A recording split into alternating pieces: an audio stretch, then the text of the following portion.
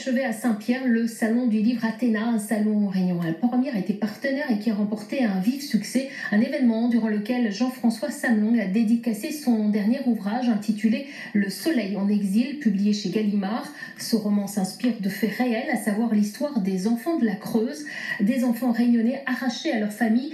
C'était fin des années 60 jusqu'au début des années 80 et envoyés dans des départements de l'Hexagone, victimes de l'exode rural. Ces déportés, comme ils se surnomment eux-mêmes, sont en quête de vérité et se réjouissent aujourd'hui que des auteurs se saisissent de leur histoire. C'est le grand format de ce journal. Il est signé Marie-Ange Frassati. La République connut un triple échec dans cette affaire. Février 2014, Erika Barège, appuyée d'Huguette Bellot, fait adopter par l'Assemblée nationale une résolution reconnaissant la responsabilité de l'État dans l'histoire des enfants de la Creuse. Les droits fondamentaux de ces enfants-là, de ces petits réunionnais, n'ont pas été respectés. Ce fut le point de départ pour l'écrivain Jean-François Samlong.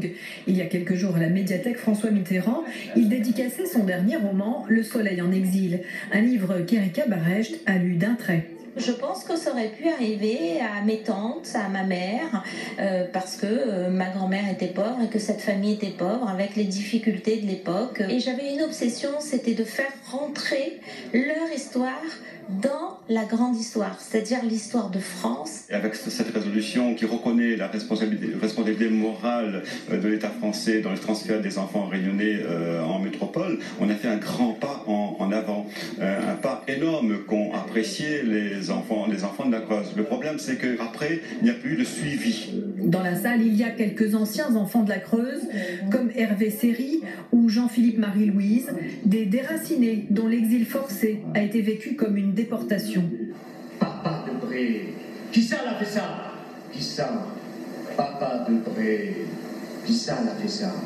Qui ça? Gouvernement, qui ça l'a fait ça? L'État.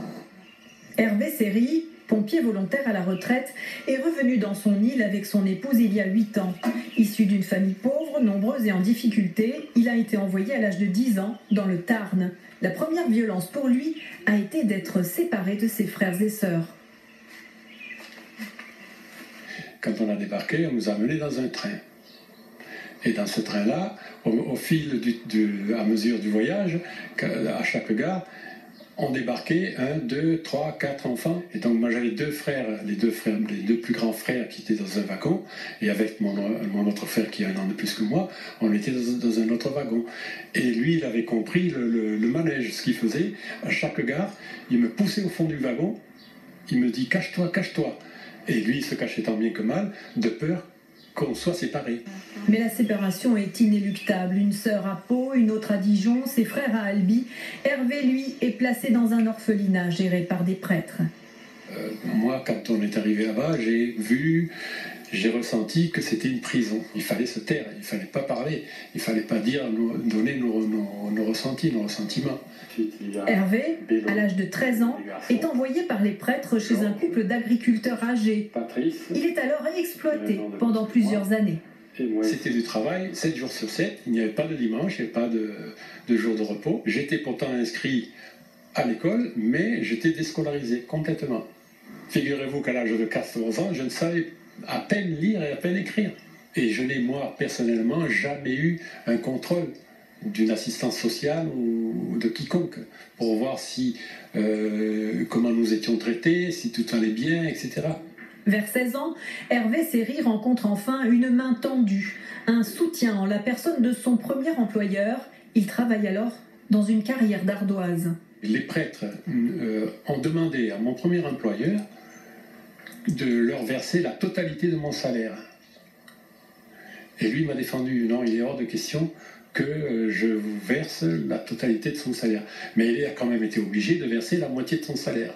Et ce prêtre a dit que ce salaire serait versé sur un livret caisse d'épargne. Donc ils nous ont bien volé. Contre les prêtres, les services sociaux, contre l'administration, aujourd'hui, Hervé souhaite intégrer un collectif de victimes pour réclamer des sanctions et des réparations. On a été écrasés, on nous a volé notre enfance. Au vu de tout ce qu'on a subi, une réparation financière est justifiée. L'actualité internationale.